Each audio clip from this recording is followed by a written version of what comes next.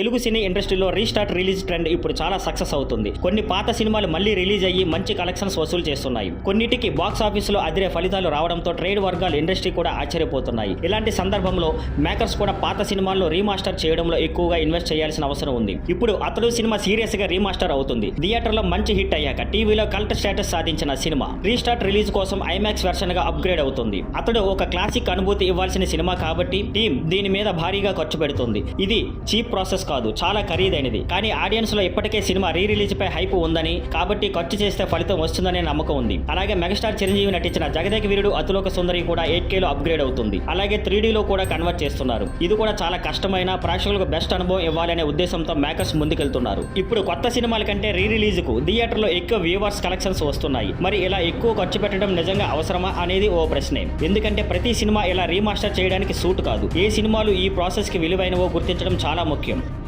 Thank you for watching. Please like, share and subscribe.